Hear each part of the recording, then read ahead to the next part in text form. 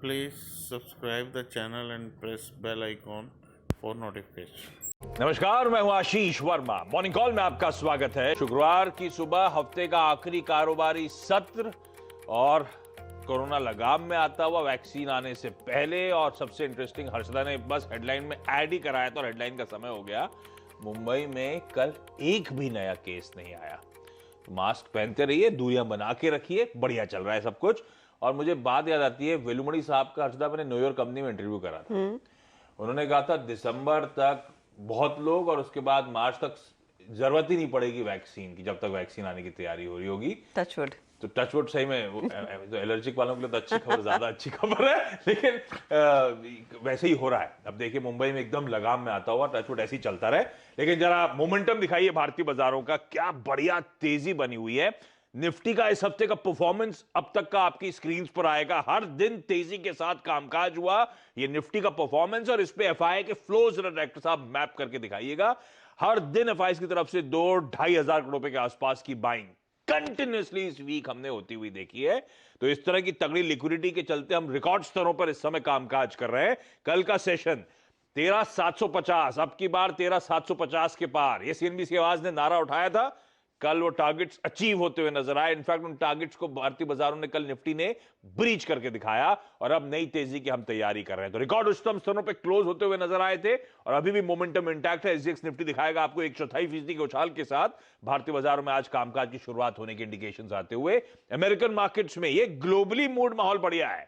तो American markets आपकी screen पर आएंगे। तीनों बेंचमार्क्स, डाउ 0.5% ऊपर था, एसएनपी उससे ज्यादा था और नैस्डैक 3/4% से ज्यादा बढ़त दिखा रहा था। इस तरह की तेजी यूएस में बनी हुई है।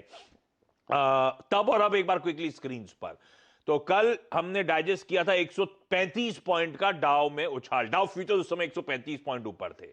दरअसल उतनी तेजी मिल गई हमको, 150 पॉइंट डाउ में एक्चुअल सेशन में उछाल देखने को मिला। हाँ, आज सुबह थोड़ा सा बैकफुट पे है, 30-40 पॉइंट का दबाव। लेकिन देखिए डॉलर इंडेक्स नरम पड़ा, 90 के नीचे स्लिप हुआ और अब 90 के नीचे अब और दबाव गहराता हुआ नजर आ रहा है। डॉलर इंडेक्स की वीकनेस पे नजर रखिएगा। जितना डॉलर कमजोर होगा उतना उभरते बाजारों के लिए खबर अच्छी होती चली जाएगी। तो इसीलिए आप देख रहे हैं एसजीएक्स निफ्टी उछाल और एशियाई पैक भी एक बार स्क्रीन पे दिखा दीजिएगा। लेकिन अब मैं क्विकली जा रहा हूं हर्षदा के पास, ये समझने के लिए कि आज के ग्लोबल संकेत हैं कैसे।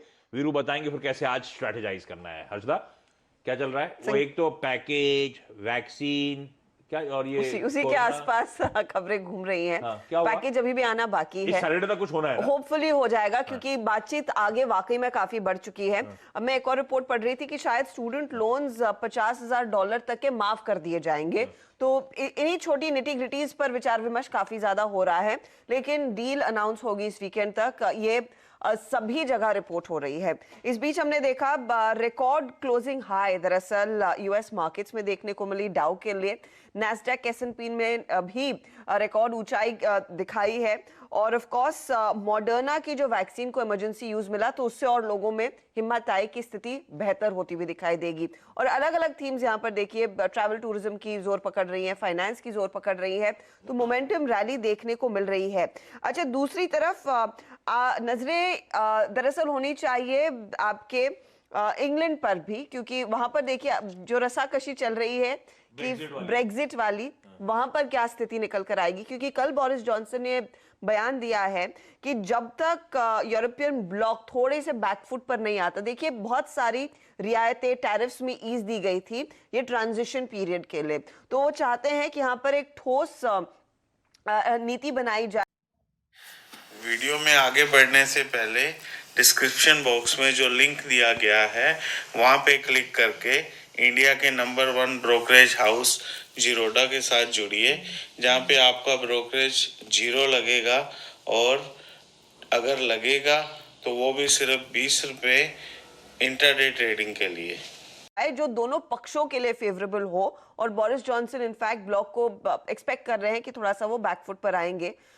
उसको लेकर काफी ज्यादा रसाकशी चल रही है, लेकिन वहां पर भी डेडलाइन क्लोज आ रही है, वो है 31 दिसंबर।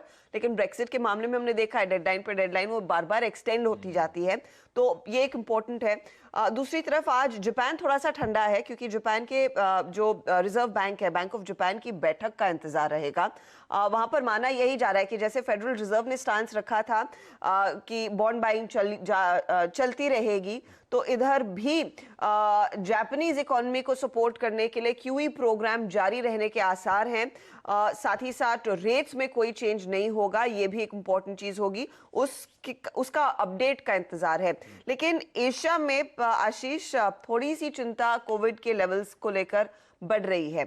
खासतौर से जापान में मैं ये पढ़ रही थी कि दरअसल टोक्यो में इन्फेक्शन लेवल्स फिर से रिकॉर्ड हाई पर आ गए हैं, तो वहां पर और उनकी जो हेल्थ केयर सिस्टम है वो फिर से प्रेशर में आने लगा है। कोरिया हर रोज रिपोर्ट कर रहा है कि 1000+ नए केसेस जुड़ रहे हैं।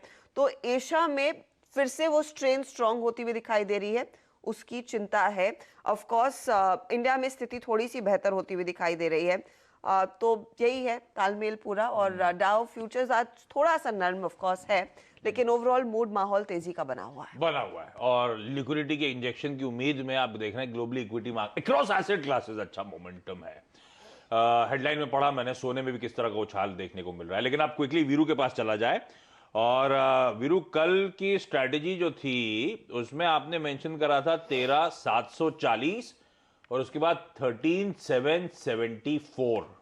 जरा कल का निफ्टी का चार्ट दिखाई डायरेक्टर साहब, कल के हाईज प्रिसाइसली वही है 13,773। तो हम लोग न्यूज रूम में चर्चा कर रहे थे, क्या गजब का एकदम मक्की पे मक्की बिठाई आपने, क्या कैसे कर लेते हैं और आज के लिए क्या करना है? देखिए, गुड मॉर्निंग आशीष, गुड मॉर्निंग हर्षिता। देखिए, लिक्विडिटी आ रही है और एफआईज अपने ट्रेडिंग पैटर्न से एग्जैक्टली बता रहे हैं कि किस किस जोन में वो ट्रेड करेंगे, किस किस जोन में वो ट्रेड नहीं करेंगे, कहां पुट बेची हुई है और कहां की कॉल वो शॉर्ट कवर कर रहे हैं। एग्जैक्टली अगर आप देखें, सुबह हमारी बात हुई थी आशीष कि कल के डेटा में 13,800 की पॉसिबिलिटी है, 774 इसलिए टारगेट रखा था, वो आ गया। आशीष, जो ये नया वीकली कॉन्ट्रैक्ट खुला है, और याद रखिए जो मंथली डेटा है वो थोड़ा समझा देता हूं मैं आपको एफआईज के डेटा के आधार पे। देखिए, आज फ्राइडे फैक्टर है, 2300 करोड़ रुपए की एफआईज ने बाय की है, 374 करोड़ रुपए का इंडेक्स सेल किया, शॉर्ट करके गए वो इंडेक्स, और स्टॉक फ्यूचर्स शॉर्ट करके वो थोड़ा अपने आप को कैश में हेजी कर रहे हैं।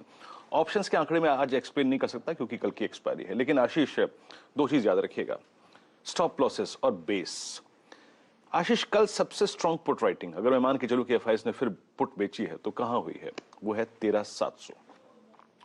यह है वीकली डेटा के मुताबिक, यानी 24 दिसंबर का कॉन्ट्रैक्ट। और 31 दिसंबर के कॉन्ट्रैक्ट के मुताबिक सबसे बड़ा पुट में अगर ओआई खड़ा है तो वो है 13,500 के जोन में। और एक और चीज याद रखिएगा, 13,500 क्या है, आपका 10 डे एक्सपोनेंशियल मूविंग एवरेज, जो कि जिसने इस पूरे रन को गार्ड किया है। आशीष, मंथली और वीकली डेटा में अब बड़ा कोई रेजिस्टेंस नहीं है बिफोर 14,000। तो 810, 824 और उसके बाद 864 for the day, 880 is the maximum zone. लेकिन बेस क्या है, क्योंकि 700 पे सबसे स्ट्रॉन्ग पुट राइटिंग है, तो 664, 630 इंट्राडे और 533 और 490 आपका पोजिशनल स्टॉप लॉस रहेगा।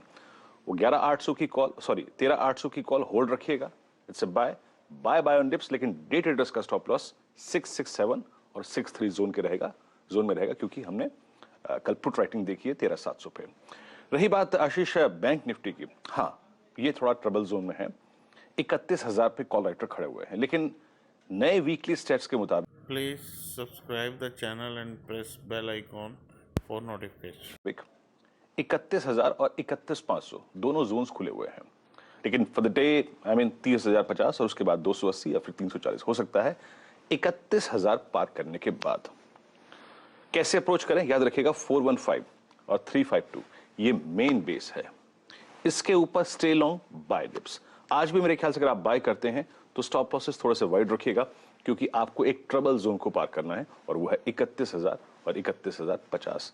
तो बाय की अप्रोच रखिए। एफआईएस की लिक्विडिटी बहुत स्ट्रांग है और मंथली और वीकली डेटा के मुताबिक 13,500 स्ट्रांग बेस है। आशीष, बाय ऑन डिप्स, वो स्ट्रैटेजी कंटिन्यू होती हुई 13,800 का जो कॉल लेके खड़े हुए हैं, होल्ड करिएगा उस कॉल को भी। इस तेजी को राइड करने के लिए एक बेहतरीन कॉल है आप लोगों के पास। वो आज के ट्रेडिंग बेट्स का हर्षद के पास जाना है। आज तो बड़ी इंपॉर्टेंट खबरें हैं डिफेंस स्टॉक्स को लेकर, आईटी कंपनीज को लेकर। तो पहले ट्रेडिंग बेट्स, कोटक सिक्योरिटीज कह रहा है वाह रिलायंस इंडस्ट्रीज खरीदना है 2030 के टारगेट्स के लिए।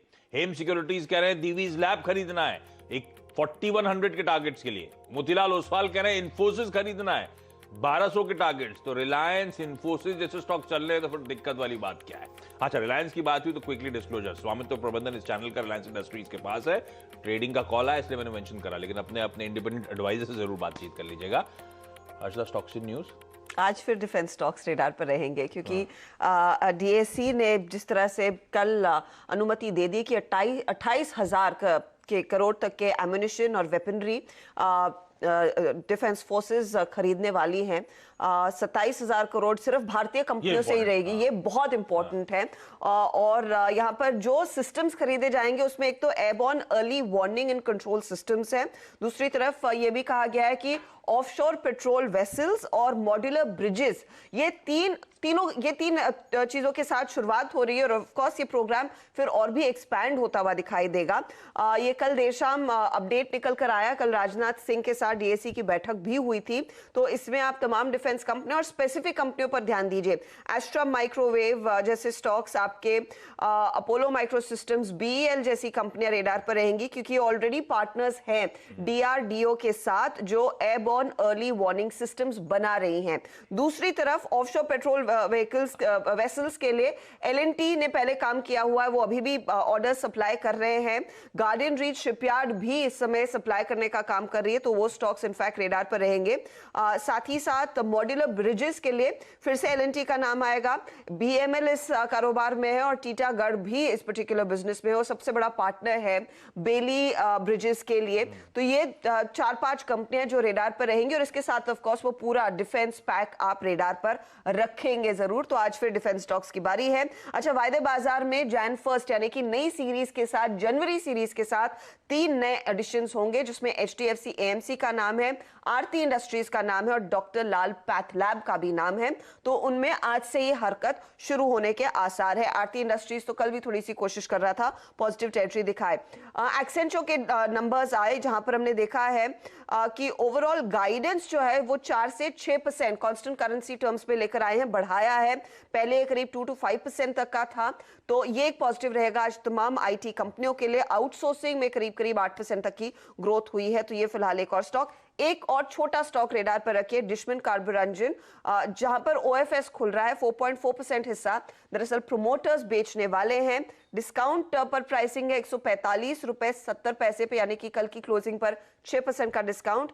आज खुलेगा ये ऑफ कोर्स इशू 18 तारीख को, 21 तारीख को यानी कि सोमवार को रिटेल निवेशक पार्टिसिपेट कर पाएंगे। ठीक बात, तमाम वो स्टॉक्स। और ये डिशमैन में अगर सब्सक्रिप्शन अच्छा आया तो डबल साइज हो जाएगा, ग्रीन शू ऑप्शन है। ब्रेक ले रहा हूं, ब्रेक के उस पर आज की कमोडिटी करेंसी मार्केट्स की टॉप स्ट्रैटेजीज। ब्रेक के बाद आपका स्वागत है। आज की कमोडिटी करेंसी मार्केट की स्ट्रैटेजीज आप लोग की स्क्रीन पे नीचे आती हुई है। एसजेएक्स निफ्टी दिखाइए डायरेक्टर साहब एक बार। तो हफ्ते के आखिरी दिन 1/4% के उछाल के साथ शुरुआत होने के इंडिकेशन। तो वीरू कह रहे हैं 13,800 की कॉल को होल्ड करिए और इस बाजार में बाय ऑन डिप्स की स्ट्रैटेजी कंटिन्यू करिए। और फर्दर अपसाइड्स हैं भारतीय बाजारों में इस रैली, इस मोमेंटम के। इस पॉजिटिव नोट पर आज के इस मॉर्निंग कॉल में इतना ही।